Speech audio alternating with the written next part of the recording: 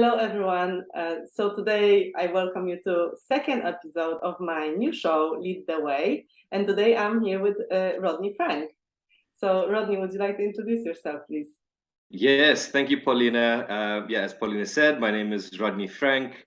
I'm the CEO and founder of Vision in Motion, which is a training consultancy based in South Africa and in the Netherlands. And what I'm specializing in at the moment is diversity and inclusion in the workspace. Sounds amazing. And Rodney, I know that you do this from your heart. It's your mission. You're owning a mission-driven company, and it's your purpose in life. But can you tell me a little bit about how did you make that decision to make that change? Okay, well, I think it's really cool that you mentioned purpose because that's exactly how the change started. Many years ago, while I was still in full employment, I went on an adventure of living course through my church, and the entire purpose of this course was being able to uncover my purpose and what I was put on this earth for. And we did a lot of journaling, a lot of alone time where we spent time really like sort of uncovering deep our strengths, our weaknesses, our passions. And I journaled a whole lot of, different things. But at the time when I looked at this piece of paper and I saw all the things that I really wanted to do, like I just couldn't imagine it. I couldn't see it providing me an income, the one that I was used to. I was in full-time employment. I was really loving my job at the time, and I just couldn't see a way. And so it was nice. I had it on a piece of paper, but I think that was the most important and crucial part. Was it got me thinking about if money wasn't an option, what would I do? And so I put it aside and I carried on with my full time employment until such time, things weren't really going so well for me. I lost sort of my passion in the job that I was doing. I jumped through a few different other jobs. I was employed at a company with a really, really, I can't put this lightly, just a horrible boss who, complimented me one day, put me down the next day, and then I was just like, I'm done. And then while I was at home, without a job, having resigned, starting to think about what I really wanted to do in my life, I remembered this journal and I picked it up, and then I was like, it's now or never, and that's how I got into it. I just was doing everything that I really wanted to do, and that was written on that piece of paper that I'd done a few years before that. Oh my God, that gives me shivers. Thanks. I didn't know that story. Thanks for sharing that. It's super cool. And I know that usually with changes like that, there is fear that comes up for us. So um, like you wouldn't do it immediately. You wrote it down, but you were like, oh, there's no money or whatever that's possible, so you just left it. But later it became maybe more possible, but I assume there was also fear around it. So what would you say was this most terrifying thing around that change? Yeah, I think that's a great question because I think at the time my biggest fear was failure, and I think it was largely about the way that I was brought up. It was not something that was celebrated in my family or in my community. And as I started to grow in my entrepreneurship journey, I realized what an important step that is in your adolescence, in your youth. If you're able to celebrate it and you don't have, the intensity of the failure constantly being highlighted, but the learning that you get through it, then it changes your whole mentality. And I think some of the most successful entrepreneurs in the world all embrace failure because they see it as a stepping stone to success. And I think that was one of the things that really held me back. Like, what will my family say? What will my friends say? I had such an amazing job. I was, had all the things that was deemed to be, um, good in life. And how would I just like drop all of that for this pipe dream that I had? And I think, if you overcome that, or if you reanalyze the way that you look at failure, I think that's a massive characteristic of being a successful entrepreneur and CEO. Yeah, it's funny you mentioned that family thing. People don't usually think about it that deeply, right? They think, okay, of course, I'm afraid maybe of failing or not making money, not being able to support myself and the family and things like that. But I remember that for me, I don't really remember. I think I was really scared of not making enough money as a living, right? I was self responsible, for my cost of living. So I was scared that, I wouldn't be able to go through it, right? Yeah. Although that was the fear that was just going with me in that first maybe year, but that wasn't the fear that would happen there for the decision, but it was just there always kind of like, oh my God, what if I don't have enough money to just put food on my plate and stuff like that. But with the family, I remember my mom, basically when she heard what I am doing, she always kind of rolls her eyes when I tell her what I want to do next. But this time, she basically was that I'm playing stupid. She didn't kind of call me stupid like that. She didn't offend me, but she really like very strongly said that what I'm doing is just stupid. That leaving this fancy career that I had and prestige, and she could tell all the friends about what I was doing, right? And now it's like I took it all away from her, and now what I will be doing, what, like how? So Yeah. she totally couldn't see it. Now she see this, right? Because I keep kind of telling her all the good stuff mainly, so that she kind of can be at ease with it, and now she's, I think, very proud of it. But I mean, this was so I get it, like disappointing your family, right? Disappointing your parents who put so much work into you, and now what? You're just gonna go and do what you want? Mm, How mm. dare you? How Yeah. dare you, right? Yeah. Yeah. So, It's so it, that yeah. was Yeah, it's exactly that. I think, with my parents were a lot more, I think, supportive. I think, generally in South African Indian families, it's massive. Our second cousins and our third cousins are like, super, super close. And, the family is very involved in everyone's business. And, I think more than anything else, it was just what the outward, people would say. I think I was really blessed to have had parents who really encouraged me. They could see the synergy with the gift that I had, and how I wanted to use it. And so the support from them was really amazing. I think it was really the extended family was just like more of an issue, and that's something that we have to deal with as South African yeah. Indians. I'm glad we're sharing that because everyone needs to probably go through something similar. So, what are you the most proud of? Wow. So I think having taken the opportunity that was in front of me of starting the company here in the Netherlands, that's only been it's going to be a year and a half very soon. I can't believe time is going so quickly. I think one of it's that, and so now having an operational business in two continents is something that I would never have imagined. If you told me this at the start of the pandemic, I would have been like, you are on something very strong. But it's incredible how this comes full circle, and I think that's something that I'm really proud of, that I took the opportunity that was in front of me.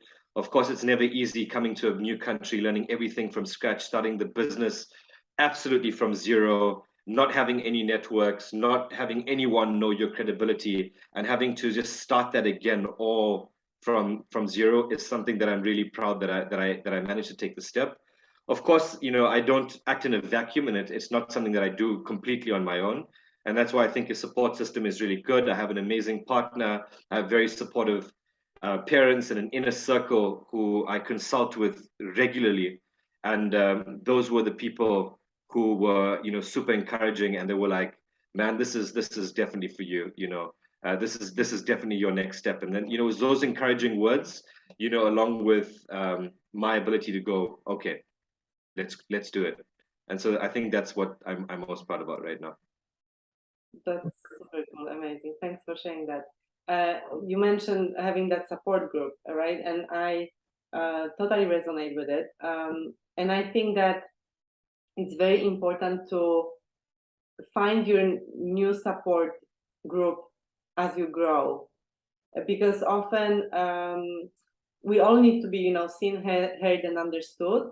And if we share things that we want to accomplish, but we are not being understood, but just maybe someone nods at us and be like, oh yeah, nice, but we cannot really share, I don't know, how do you go to market, or how do you deal with fear of something, or how do you make an offer, how do you go about this customer. So we need to support each other with those like-minded people. Like I found that really a big breakthrough for me when I set on this journey, right, of growth and doing this business, but also growing, right, this business and Yeah.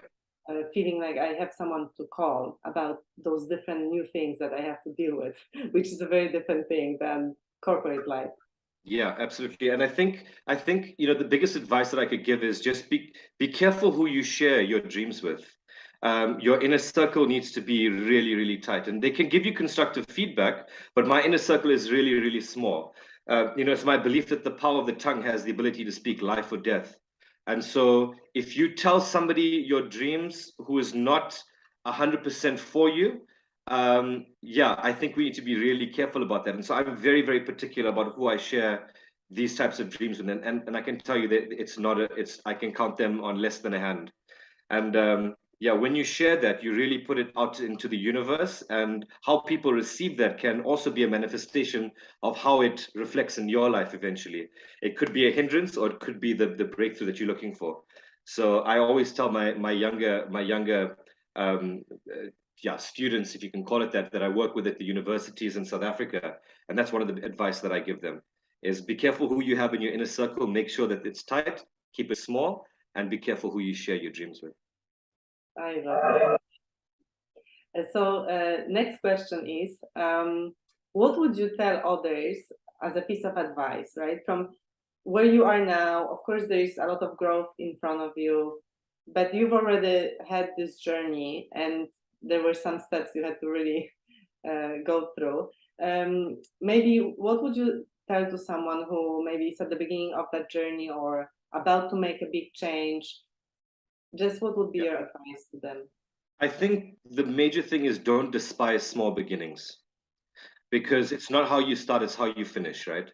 And so I think during the process of entrepreneurship, I think we can get so caught up with the end that we forget that the process that we need to take at the beginning stages are really important. So for example, I worked in corporate for almost 10 years, and I wouldn't give that experience away for anything, because it was the stepping stones that I needed to start my business and to be successful in my business. You know, and I think a lot of entrepreneurs, if they're younger, they really despise these growth phases that you need to go through, the teething phases. So that would be number one, would be don't despise small beginnings, enjoy the process, you know, the process of, you know, seeing your account grow from 1 to 2 to 3 to 4 to 5, and the levels that go up. Enjoy that entire in process, because you know, if you have a growth spurt too quickly and you're not ready, that can be equally as detrimental for your business as well. And another thing, from a personal note, I think, you know, from the people that I've had around me and from the people that I've seen that maybe have not got it right, I think they've become spectators of life. And what I mean by that is that they don't handle rejection well, and they don't handle negativity well. And every time that sort of happens, if I can make the analogy, if you're carrying a backpack, and every time somebody does something, every time somebody rejects you, every time you don't get the response that you want, you pick up a little stone and you put it into your backpack. And you know, this happens continually throughout your life, and then eventually you're just picking up these stones and you're carrying them. And at some stage, this backpack will become too heavy, and you're unable to walk with it anymore. And eventually, what you will do is you will sit down because it's just too heavy for you to carry. And you will begin to watch people. You'll become a spectator of life. You will see other people live their lives. You may live vicariously through them, but then that's not really living. So that's the two pieces of advice that I will give. Wow, oh my God, I love this. I never looked at that this way with this metaphor, super powerful. What came up for me when you were saying that is that the practice of forgiveness is the key, right? So like, okay, I get the stone in, then guess what? I'm removing the stone. I get another one bigger. Okay, maybe I carry it for a little longer, but I remove it, right? For my own sake, I remove it because, right, it's super important. But you know, my piece of advice that came to me right now is that coming back to your purpose. So finding really your purpose, and it can be your purpose for the next 5 years, because sometimes we also go like, oh my God, I don't know, is it for, you know, until I die I have to do it. There's also this perfection is coming in the way that, I don't know, but if something pulls you and if it's warm in your heart when you talk about it, when you want to learn it, when you are like, when you love it and you think you're good at it, or people tell you you're good at it, and you really love to learn that thing, that can be your purpose. And then you need to have it really strong, like that vision, right? Like it has to be strong in you, because if not, it's very hard to go through those challenges. We just talked about the S curve, right? It's what I learned just recently, actually, that the first infancy phase, which is long but gives you very little results. So you put a lot of time in, a lot of effort, a lot of energy, but there's a little result that goes out toward to you. This can be really disappointing. This can be really like depressive, right? So it's very important to know those things and to get also guidance. Like I got my mentorship and a coaches and mindset mentorship and different masterminds, right? Like but it's important. I think without that purpose and that vision, you wouldn't keep walking, right? So I would go back to that point as a very key, and something that keeps you waking up and going for it. Yeah, I'm glad you resonate with it. Absolutely. Okay, great. So Rodney, what's next for you? What's next dream? This was a little bit of a difficult question to answer, because I feel like I am in my next step as I speak. Like I feel, having moved to a new country and doing things all over again, I'm really excited. I'm just taking as many opportunities as I possibly can that are presented in front of me. However, I would like to start the next evolution of my business. And so, currently my methods are that I use the arts as a medium, in my trainings. So using things like music and theater, storytelling, activities, cultural arts activities as a medium to have an emotional connection to the subject. Diversity and inclusion is understood with the head, but it's not really felt with the heart in most cases. And that's why we're not seeing the behavior change. And so, being here in the Netherlands, being exposed to so many amazing companies and amazing people, I've now launched VR into my training as well. So we're going to be using virtual reality headsets, and it was something that I was sort of staying away from for a while, because I really love the arts and I really loved embracing, everything about the artistic world. But I think this is the new evolution of the artistic world, and I think the VR is an amazing way to create behavior change. And so that is the next step for me now. I've just sort of launched in it, and it's going really amazing. I've got some awesome partners. And so I just want to really explore this to the full.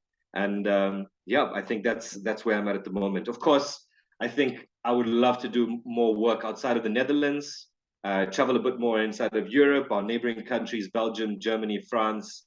I mean, wherever, if I'm invited, I'm ready to go. So that would be the next step.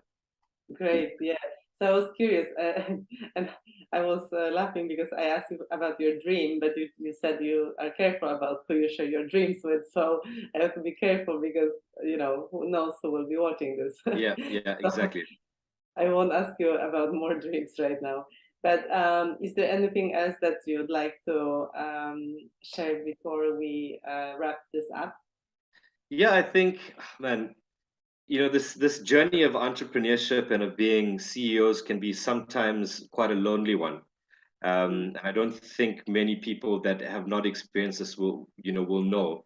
I think you can be told it, but you never really fully experience it, and you go through a lot of different emotions in a single day. It's like the Dutch weather. So it could rapidly change from an hour to an hour. And so that's why it's really important that I think you also really encourage me to invest in yourself. Investing in yourself with regards to trainings, to mentoring, to coaching, because you will see the results of that. And I think people are just not comfortable with spending money themselves. And I think a lot of the times, I don't think I'm 100% comfortable, but I'm getting there. I think we had a personal chat some time back on a project that I wanted to embark on, and you were like, you're worth it. You need to invest in yourself. And I think that's such a great piece of advice. And I just want to sort of echo those sentiments, because that's really stayed with me over the last couple of months. Wow, thanks. That's fantastic, and yeah, I couldn't agree more. And I understand that discomfort when you want to invest in yourself.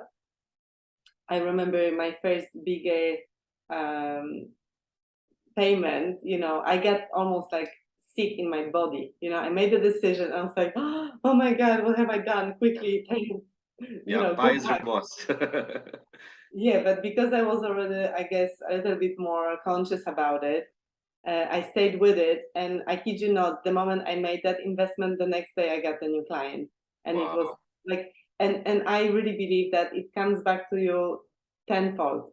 And it Yeah. happens to me constantly, right? So I'm almost now, and I invested over 50,000 euro in the last 2 years, which is a lot of money. And some of it is still that I need to pay off.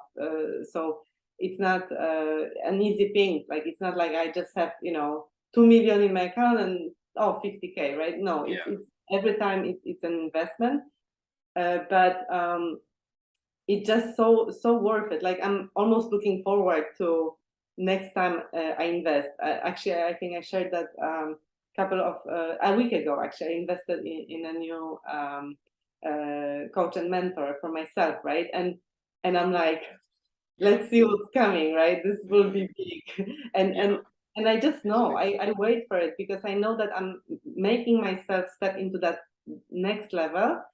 And by that energy, that I trust myself, right? I wouldn't spend money if I didn't trust that I can achieve more. So I'm giving a signal to myself, to my subconsciousness, almost like, get ready, we're going again for a ride. And it works, and I have more fun with it now. Like, I'm much more playful, and I have more trust because I've done it, right? and Yeah. and I see it works. So it, of course, makes your trust become stronger, and your belief becomes stronger. But I totally remember, right, my being like almost, oh my God, what am I doing? This is silly. But yeah, it's Yeah. Yeah. I mean, you're so right because you can't give away what you don't have, right? yeah. So you need to have it inside for you to be able to give it away. You need to have it in material to be able to give it away. Why do people want to become successful? Why do they want to become, successful entrepreneurs? For me, the reason why I want to become successful is because I can't be a blessing to others unless I'm blessed first. And that's what I mean by, you can't give away something that you don't have. And there's nothing that makes me, you know, go to bed with a smile on my face than when I know that I've blessed somebody else with something that they would not otherwise been able to have. And that is like one of my very, very high drivers. And so that's why it's so important to be able to, be investing in you and putting stuff back in so that you will have the resources to be able to give again.